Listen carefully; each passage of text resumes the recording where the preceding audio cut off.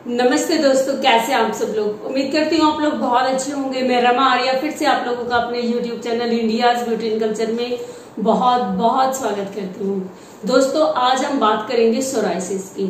Psoriasis एक skin की problem है, स्किन डिसीज है, जिसमें जो हमारी स्किन है वो 10 गुना तेजी से अंदर से क्रिएट होने लगती है और जो बाहर की स्किन है वो श्रेड हो नहीं पाती और अंदर से स्किन आती रहती है, तो ओवरलैप हो होके पैचेस टाइप के हमारी स्किन पे बन जाते हैं।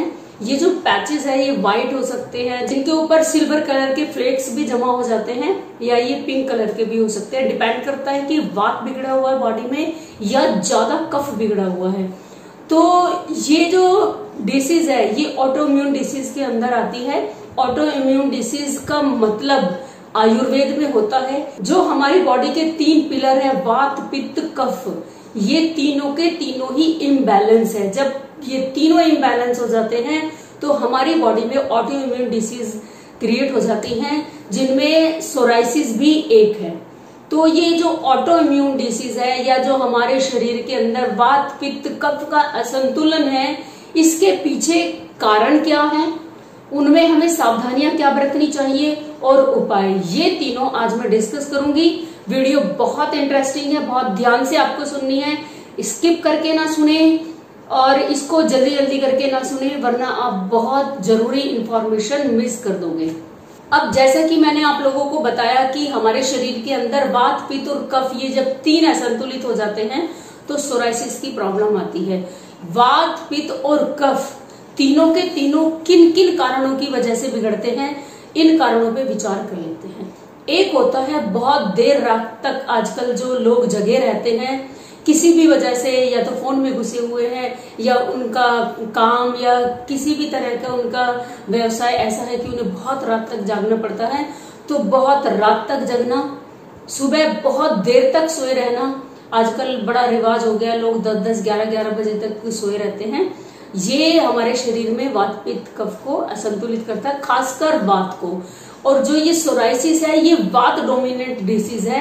इनमें वात के साथ या तो पित्त प्रॉब्लम होगी या कफ प्रॉब्लम होगी। तो मेनली वात बिगड़ा होता है, तब स्किन की डिसीज हमें देखने को मिलती है। सबसे पहला हुआ देर से सोना और देर से जगना। दूसरा हुआ जब बहुत ज्यादा चिंता करते हैं, तनाव लेते हैं, भय में रहते हैं, किसी शॉक में या बहुत ज्यादा निगेटिव विचारों में हम रहते हैं, तब भी हमारी बॉडी में ये तीनों असंतुलित हो जाते हैं। तीसरा है जब हम बहुत ज्यादा ठंडे ठंडे खाने का प्रयोग करते हैं, फ्रिज में गए, ठंडी ठंडी बोतलें उठा ली, कोल्ड ड्रिंक खा रहे हैं, आइसक्रीम खा रहे हैं, कुछ लोग तो चिल्ड पानी के अंदर भी आइस क्यूब्स डाल डाल करके खाते हैं। और साथ ही साथ बासी भोजन खाना, बिल्कुल रूखा सूखा भोजन खाना, जंक फूड खाना और स्ट्रीट फूड खाना, जिनमें ऑयल को बार बार एक ही ऑयल में खाना पकाया जाता है और वो बिल्कुल उसका जो एलिमेंट होता है ऑयल का टूट चुका होता है कभी का, बस उसमें तला जा रहा है भोजन और जिसमें कोई पौष्टिकता नहीं है, विषैले तत्व उसके अंदर क्रिएट हो चुके हैं, उसी में खाना पक रहा है और वो हम लगातार खाए जा रहे हैं। इसके अलावा हमारे दिमाग में सेक्सुअल विचारों का बहुत ज्यादा हर वक्त घूमते रहना या फिर सेक्सुअल एक्टिविटीज में बहुत ज्यादा इन्वॉल्व रहना, ये भी एक बहुत बड़ा कारण है वात के असंतुलित होने का। साथ ही साथ खाने का कोई फिक्स टाइम नहीं होना, आज हम 2 बजे लंच कर रहे हैं, कल को 4 बजे कर रहे हैं, या फिर किसी दिन हमने सुबह 11 बजे कर लिया, या कई बार क्या होता है हमें भूख ही नहीं होती, सिर्फ हमने टाइम फिक्स कर रखा है कि इस टाइम हमें खाना ही है, चाहे हमारा शरीर भोजन मांग रहा है, भूखा बिल्कुल भी नहीं है, बस टाइम की वजह से हम खा लेते हैं। बहुत बार क्या होता है कि हर कुछ समय के बाद इंसान खाना खाता रहता है, हर थोड़ी देर में कभी ये दिखा कभी वो दिखा, और जीभ के लालचवश हम भोजन करते रहते हैं। पहला हमारा खाना पचा नहीं, उसका जो रस है वो अभी अध पका है और हमने नया खाना खा लिया, तो जो पहला अध पका रस है उसी में ही फिर नया भोजन मिक्स हो जाता है और बॉडी इसको मैनेज करने में बहुत डिस्टर्ब हो जाती है। ये भी एक बहुत बड़ा रीजन है। इसी के साथ ही साथ कई लोग विरुद्ध आहार करते हैं, जैसे दूध से बनी चीजों के साथ नमक का खाना खाना एक बहुत बड़ा रीजन बनता है। कई लोगों की आदत होती है खाना खाने के बाद ही दूध से बनी हुई चीजें जैसे कि आइसक्रीम, खीर, मिठाइयां वगैरह ऐसी चीजें खाते हैं जो नमक के साथ नहीं खानी चाहिए। विरुद्ध आहार के ऊपर मैं एक वीडियो जल्दी ही लाने वाली हूँ कि किसी एक भोज्य पदार्थ के साथ दूसरा भोज्य पदार्थ बिल्कुल विरुद्ध होते हैं, इनको कभी हमें नहीं खाना चाहिए, वरना ऑटोइम्यून डिसीज के हम शिकार हो जाते हैं। तो मेनली अभी मैंने आपको बता दिया कि दूध के साथ नमक की चीजें, खट्टी चीजें, ज्यादा तीखी मिर्च मसाले वाली और तली हुई चीजें हमें नहीं खानी चाहिए। अब सबसे पहले मैं सावधानियों की बात करूंगी, आपको क्या क्या सावधानियां बरतनी है, उसके बाद हम उपाय पे आएंगे। सबसे पहली सावधानी हमें ये बरतनी है कि हमें अपने बॉडी क्लॉक को वापस से फिक्स करना है, टाइम से सोना है, टाइम से जगना है, प्रकृति के साथ हम एक रूप होके चलना है, प्रकृति के विरुद्ध काम नहीं करते। जब सनसेट होता है तो पूरी प्रकृति के सोने का समय हो जाता है, पशु पक्षी सब सोने चले जाते हैं, बस एक मनुष्य ही है जो अपनी नींद उड़ा के पता नहीं किन किन कामों पे लगा रहता है। पूरी कोशिश कीजिए कि आप 10 साढ़े 10 बजे तक सो जाएं। सुबह सूर्योदय से पहले उठिए, आदत डालिए आप सूर्योदय से पहले उठने की, और इसके बाद अपने दिन के कार्यों में लग जाइए। दूसरा, फ्रिज में रखी हुई कोई भी ठंडी चीज नहीं खाएंगे, ना पानी, ना दूध, ना कोई और ठंडी चीज, आइस क्यूब्स और ये आइसक्रीम वगैरह, इन सब से आप दूर रहेंगे। आपको सीधा फ्रिज में से निकाल के खाना नहीं खाना है, बासी भोजन नहीं करना है, रूखा सूखा भोजन नहीं करना है। अगर आप पानी ठंडा पीने के शौकीन हैं तो आप घड़े का जो पानी होता है वो पिएंगे, इससे ज्यादा ठंडा आपको नहीं करना है। ये हमारे शरीर के लिए एकदम परफेक्ट टेम्परेचर होता है, घड़े के पानी का जो टेम्परेचर होता है। और इसी के साथ ही साथ आप अपने दिमाग को आप इस तरह से व्यस्त रखेंगे कि कामुक विचार आपके दिमाग में बहुत ज्यादा हावी ना हो, और कामुक एक्टिविटीज में भी आप बहुत ज्यादा इन्वॉल्व नहीं होंगे। बड़े संभाव में आपको सेक्सुअल रिलेशनशिप बनाने हैं, बहुत ज्यादा आपको इसमें इन्वॉल्व नहीं होना है। और विरुद्ध आहार जो मैंने अभी आपको बताया था, दूध नमक वगैरह का, इनसे भी आपको परहेज करना है। अब हम बात करते हैं उपाय की। उपाय नंबर 1, आपको दिन में 2 बार स्नान करने के बाद और रात को सोने से पहले देसी गाय का, जो देसी भारतीय नस्ल की गाय है, उनका घी लेना है, और नहाने के बाद और सोने से पहले अपनी नाक के दोनों नथुनों में 2-2 बूंद आपको देसी गाय का घी डालना है, और अपनी नाभि में भी उसको मल लेना है, 3-4 बूंद नाभि के अंदर लगा के।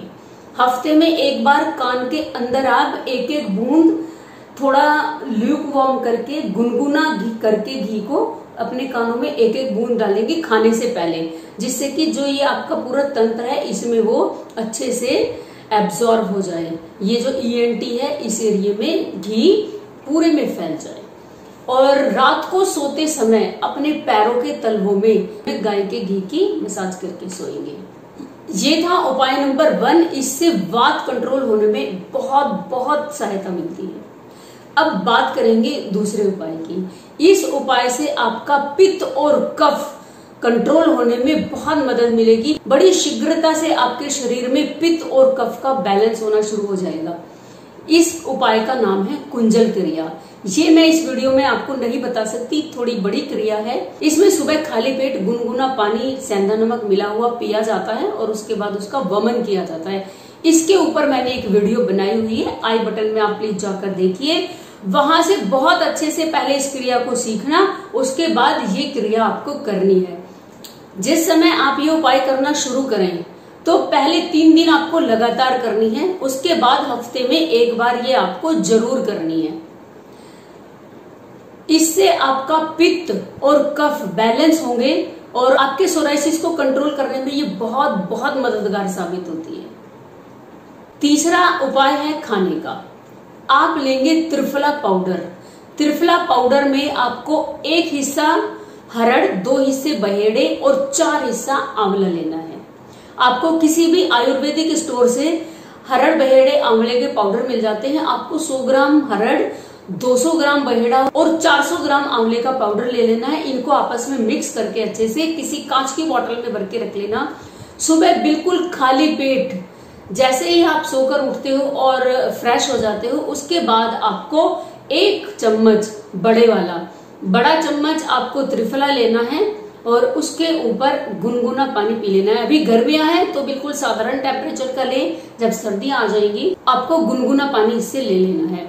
बहुत लोग कहते हैं कि हम जब त्रिफला लेते हैं तो इसका जो टेस्ट होता है इतना गंदा होता है कि हमें उल्टी आ जाती है।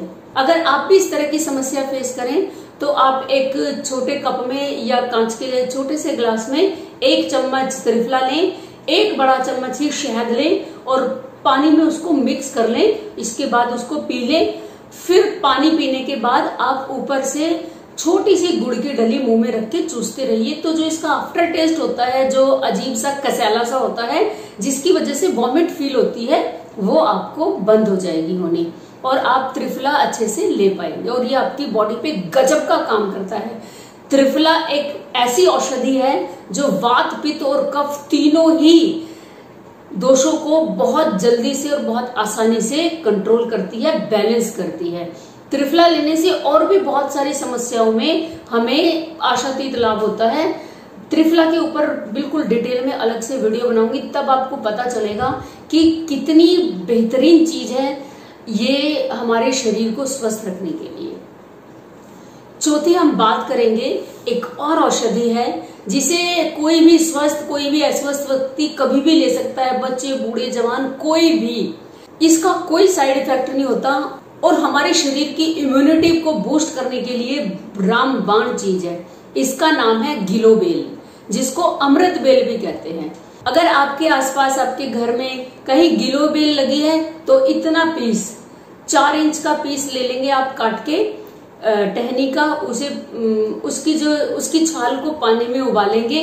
1 गिलास पानी में जब उबालते उबालते आधा गिलास रह जाए तो उसको छान कर ठंडा करके आप उसको पी लेंगे। आप इसको दिन में 2 समय लेंगे, जब आपका भोजन होता है दोपहर का और रात्रि का, उससे आधा घंटा पहले। अगर गिलोबेल आपको उपलब्ध नहीं है तो आजकल मार्केट में गिलोय की गोलियां भी आती है। काफी अच्छी अच्छी कंपनियां हैं, जिसमें से हिमालयन भी एक है, वो भी ये टैबलेट बना रहे हैं।